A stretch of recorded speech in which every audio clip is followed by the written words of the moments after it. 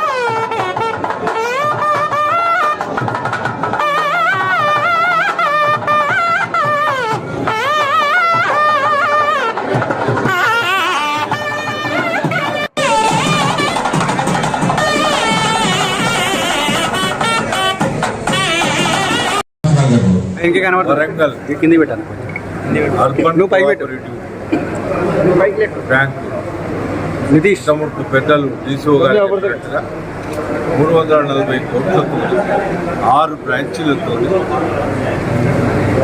ATM, అదేవిధంగా PhonePe, cards అన్నీ ఏ రూపకంగా ఏ రోజు సాఫ్ట్వేర్లో అప్డేట్ అవుతున్నదో కమర్షియల్ బ్యాంక్స్కి ధీటుగా రోజు జనదినాభివృద్ధి ఆ సిలసిలాలనే ఇది 28వ మహాసభ. ఈ సందర్భంగా మనకు వరంగల్లో ఇంకో 4 బ్రాంచ్లు పెట్టుకోవడానికి ఆర్బీఐ అంటే గుడ్ కోఆపరేటివ్, మంచి కోఆపరేటివ్ బ్యాంక్గా మన బ్యాంక్ ఉన్నది కనుక ఎట్ ఏ టైం 4 బ్రాంచ్లు పెట్టుకునే అవకాశం మనకి ఇవ్వటం, ఈ 4 బ్రాంచ్లకు సంబంధించిన స్టాఫ్ కానీ, దానికి ఫైనాన్షియల్ కానీ, దానికి రెసిడెన్స్లు కానీ ఏర్పాటు చేసుకోవడానికి ఈరోజు మనం జనరల్ బాడీలో ఆమోదం పొందినాం. అదేవిధంగా రాబోయే రోజులలో కమర్షియల్ బ్యాంకు నీట్గా కోఆపరేటివ్ రంగంలో అంటే సభ్యుల సహకారంతో ఇంత చక్కటి బ్యాంకుగా ఇంకా రాబోయే రోజులలో తీర్చిదిద్ది దీన్ని టోటల్ తెలంగాణ ప్రాంతానికి విస్తరించి ఈ బ్యాంకును ముందుకు తీసుకుపోదామని గర్వంగా చెప్తారు.